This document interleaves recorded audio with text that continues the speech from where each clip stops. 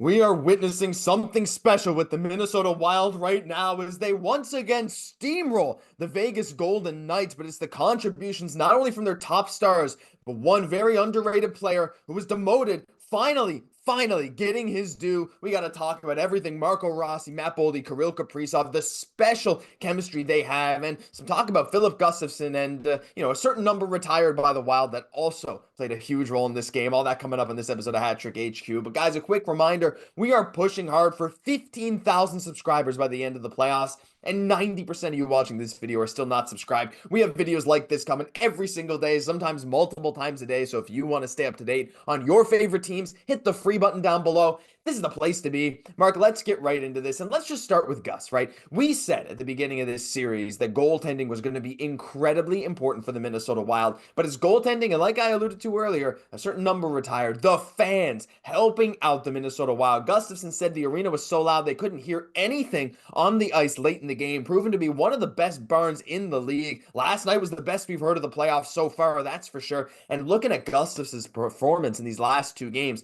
even game one wasn't horrible. 3 goals on 26 shots, but 30 saves on 32 shots each of the last two games, Mark. It's, again, with Vegas coming in waves, and there being stretches where Vegas is getting a lot of shots on him. He's standing tall, and he's a massive read. Look, the goal scoring is definitely helping a lot in these last two games, but honestly, these games could have been a lot closer if it wasn't for some massive Gustafsson saves, especially down the stretch there in that third period. And the biggest thing is, listen, the fans are a huge impact, and they stole a game in Vegas. So if we can keep up just the fan, the excitement, the loud arena, Minnesota can win too on the backs of Gus's performances like this. This series could be in the Wild's favor very, very quickly. And I understand they're up 2-1 right now, but the goaltending that we're getting right now is outstanding and some of the best in the playoffs currently.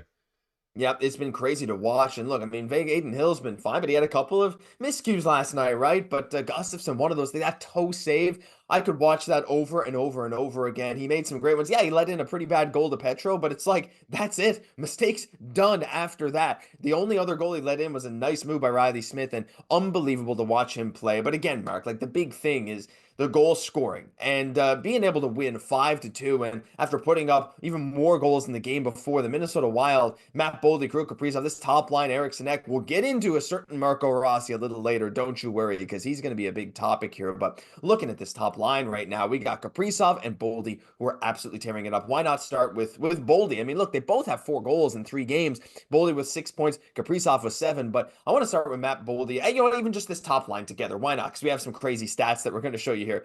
When Matt Boldy played his 12 minutes of 5-on-5, the shots were 11-0 for the Minnesota Wild. And in Kirill Kaprizov's 21:09 total, the shots were 21-2. So I keep wanting to talk about Boldy himself, but I can't because he's always linked to Kaprizov.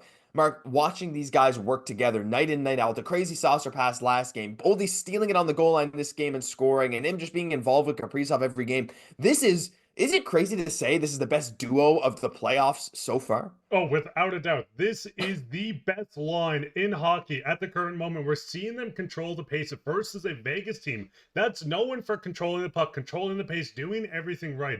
They've been making them look silly for the most part. Like you said in this, controlling the shots 11-0 and 21-2. This is insane. You don't even witness this from some of the all-time greats when they play.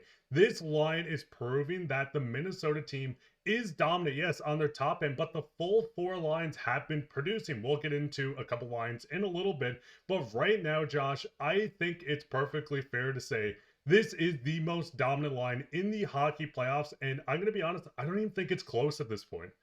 The only other line that even comes to mind is the LA Kings top line, just because of their points production against the Oilers. But, here's the thing. The Wild are going up against Vegas's defense and goaltending, and the Kings are going up against the Oilers. So a little bit of a difference there. So right now, you're absolutely right. Like, this is honestly insane to see, especially when you consider what the other lines have looked like against the Vegas Golden Knights. I mean, look, the second line, Johansson, who's now injured, Gaudreau and Zuccarello, Foligno, Hartman, Nyquist. If you look according to Natural Stat Trick, which gives a lot of in-depth looks at these lines, the second and third line last night, Mark, they didn't even control 20% of the shot attempts when they were on the ice. Vegas dominated Minnesota's second and third lines last night, yet still the outcome of the game and the feeling after the game was, man, Minnesota really took that one and took control. but it was the first and the fourth lines that made this game possible. And Rossi being on the fourth line, we all thought it was crazy. Like a game two was not a great showing for Marco Rossi. You know, he was demoted after game one, but here in game three, coming in, getting a goal and an assist, as you can see, Russo tweeting out, this is Rossi's first career playoff goal and now first career multi-point playoff game. And it's just his third playoff game. You know, Rossi getting a goal assisted by Yakov Trenin and Justin Brazeau on that fourth line was honestly crazy to watch. And it was a great goal too. Got a nice slot pass and he made it count. And Marco Rossi, like I think Mark, we saw him go to the fourth line. We know him 60 points in the regular season, career highs, 24 goals, 36 assists. The feeling was like, man, I don't know, like putting him on the fourth, this is just going to drag him down because he's better off playing with skilled players. That was both of our opinions. But last night, he elevated the fourth line. And that is the mark of a fantastic player. And again, there's rumors coming out about what the Wild offered him, reportedly around a 5-year, $5 million AAV contract. I don't know if that's confirmed, but that's the rumor. He's probably looking for more. But I don't know. Watching him be able to do what he did with that fourth line last night made me more inspired for Marco Rossi's play than I have been in, well, a couple weeks at least. Because the biggest thing is, listen, putting a star player down, and listen, maybe he's not fully a star yet, but he's been producing incredibly at such a young age. Putting someone like this on the fourth line, you're having a lot of players around the league look at this as a demotion, but Rossi is really taking the moment. Yes, it is not the talent that he's expecting to play with after a 60-point season, but winning your fourth line minutes is a huge key. You see a lot of teams have a fourth line that you can't really trust, but with Rossi going out, potting the goal, putting up his first multi-point playoff game in just his third game, this is an insane stat to look at, and I think it shows the development. Yes, the future of Rossi is unclear, but right now, at the present moment,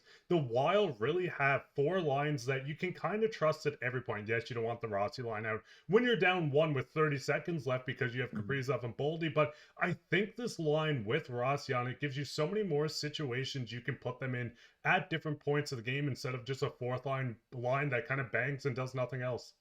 Yeah, I think that's a good point too. And again, like it seems like part of John Hines' strategy is to spread some of the talent out throughout these other lines, and putting Rossi down on the fourth, hey, is looking good. But look, right now Minnesota, as much as we want to say the depth is there, I mean it's a lot of top end scoring, right? We only have 3 guys with more than 2 points, only 5 people with 2 points, Rossi being one of them. But it's Kaprizov and Boldy really carrying the load, but the defenseman getting into it as well. And a big shout out to Zeev Buium, who I believe picked up his first career playoff point there last night on Kirill Kaprizov's goal. Mark, this is unbelievable right now, watching Minnesota go up 2-1 in a couple of like dominant wins against Vegas. I know the advanced stats paint the picture of Vegas dominated most of the shot and unblocked shot attempts, but at the end of the game, Minnesota like didn't have that many fewer shots than Vegas. It's just, you know, the advanced metrics seem to say Vegas played a better game, but at the end of the day, when the score is 5-2, I kind of throw those completely out the window. Mark, what are you thinking now heading into game 4? This momentum, this crowd, the way Minnesota is playing, the way Gus is playing, I feel like I'm confident in saying, like, at first I thought I was saying Minnesota in 7 games,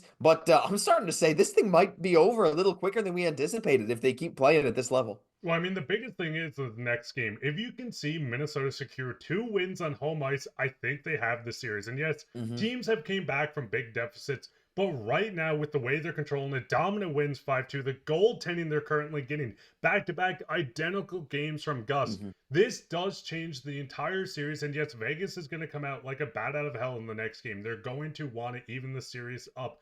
But I think with the crowd behind Minnesota, I think they can win this series in 6, Josh. I think this is going to be a situation where we see Minnesota heading back to Vegas with a 3-1 lead and then never coming back to home ice until the second round. They're going to finish this. They're going to win it. And it's just a matter of time before the Wild go into the second round of the playoffs. I can't wait. Like, I'm so excited watching this team play, like just filled with hope, you know, and that's something that watching Minnesota sports sometimes you don't always get, but watching this team right now, watching the top end scoring, hey, if someone figures out how to shut down Kaprizov and Boldy, oh, maybe they'll struggle, but guess what? Not even Vegas can do it, so pretty confident they'll be able to get through almost anyone. Leave your love for the Wild down below. Leave some thoughts on what you think the series is going to look like moving forward, because we're going to be here talking about a lot more Minnesota Wild stuff, I'm sure, as the time goes on, but that'll do it for this episode of Patrick HQ. If you enjoyed, leave a like, comment, and subscribe to the channel. That's the most important thing. Yeah, you watching, you just click to another tab, come back here. Make sure you hit that subscribe button because I know you want to stay up to date. I'm Josh Gosse, my co-host, Mark Pye. We'll catch you in the next one.